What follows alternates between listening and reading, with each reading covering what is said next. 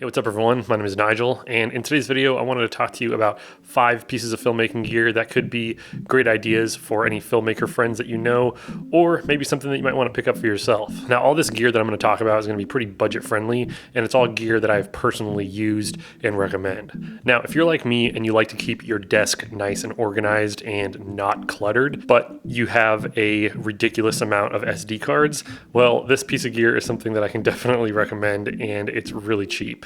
So it is a little SD card organizer. Now, I found these on eBay and I think they're like under $10. These are so handy, and it actually is a really nice organization trick because if you have 2 of them, which I would definitely recommend, depending on how many SD cards you have, you can just put a little sticker that says empty or full, and then you'll kind of know which ones you can use and which ones you need to offload onto a hard drive. So these are really, really handy. And that's just one thing about me is I hate having a cluttered workspace, and I really like organization. And although I'm not great at it, getting a well-organized workstation is something that I'm always striving towards. So these little 3D printed SD card organizers are awesome. Next, let's talk about monitoring your audio. Now, I actually have 2 recommendations for this. Both of them are good, and it just kind of depends on which one you find for the cheaper price and what kind of style you go for. When you're monitoring your audio, it's always good to get a nice, flat, neutral sound. You don't want anything too bassy or anything too heavy on the highs because you want to listen to your sound as neutral as possible. That way you're not adding any bass or taking any bass out. So you have a really good baseline of how your audio is supposed to sound. Now, I've been using these Senal SMH1000s for a while, and I don't only use these to monitor my audio when I'm editing, but I also use them in the field because they're actually pretty small. Like, they don't take up a lot of space in my bag, and they're not super big and weird looking, so I can just have these on while I'm shooting video and get a nice clear representation of how my audio is sounding. They're not noise canceling or anything like that, which I don't really think you want, especially if you're on set, but these are great if you're just mixing your audio and you want a nice neutral sound. These are very similar to the Sonys, which look a lot like this, so these are great. But if you want something even cheaper, I've also used these Samson SR850s, and these ones are a lot more comfortable than the Senals. They don't sound quite as good, at least not to me. Pretty, big on your ears, but they're a lot more comfy.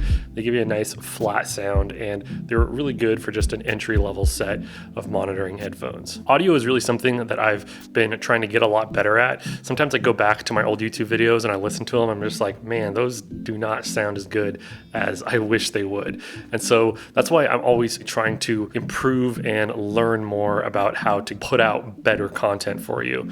And speaking of learning, let's talk about today's sponsor, which is Skillshare. Now, if you haven't heard about Skillshare before, they're an online learning community for creative and curious people. They offer thousands of classes that can help you learn more about whatever subjects that you're interested in. So one Skillshare class that I took recently was Cinematography Basics by Zach Mulligan, and he kind of goes through what actually goes into being like a commercial cinematographer, making shot lists, and just really dives deep into that whole industry, which, to be honest, I don't know that much about. So I would definitely recommend that class, and there are just so many classes like that on Skillshare that are just so great for learning more about a certain subject that you're interested in. So I would highly recommend Skillshare. And what's really cool is that the first 1,000 people to click the link in the description below are going to get a free trial of a premium Skillshare membership. And even when that trial is over, annual subscriptions are only about $10 a month. So it's really a no-brainer. Definitely go check out the link in the description below. Once again, big thanks to Skillshare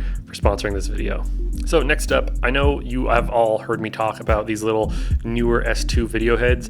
These are great, but I have a video head that I've been using that I actually like a lot more. It's a bit bigger, but it is this guy. Now, if these are a knockoff of the Benro S2s, then this head is basically a knockoff of the Manfrotto 701. This video head is produced by like Kingjoy and Newer.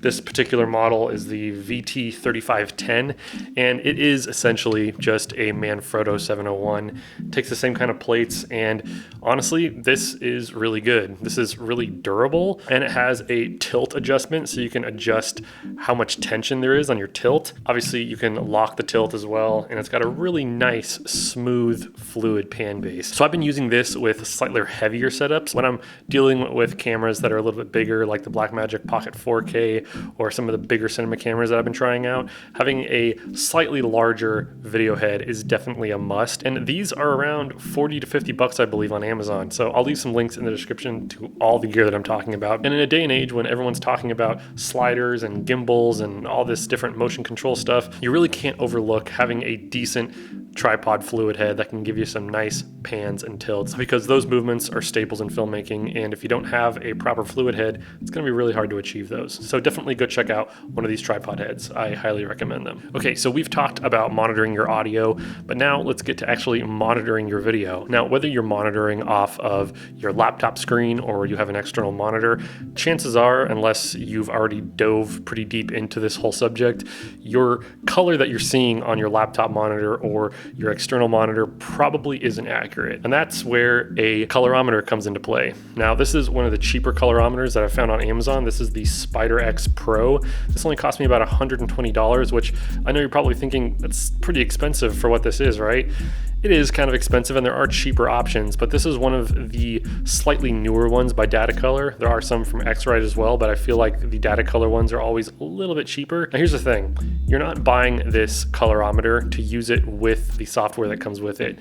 Like everyone will tell you, basically, the software that comes with most colorimeters sucks, and it's no exception with this Datacolor SpyderX Pro. You're not going to be using this with the software that comes with it. You're going to want to use this with a free software called DisplayCal. And this colorimeter in combination with DisplayCal is going to help you calibrate your monitor so that you're seeing proper colors and proper contrast and brightness on your screen, so that you're getting, again, a nice, accurate, neutral color. So it's not too contrasty, not too bright, and the colors aren't wonky. I don't know if you've ever run into that problem where you edit something on your laptop or your external monitor and it looks great to you, but then as soon as you go watch it on someone else's phone or TV screen, it's either way too washed out or way too contrasty.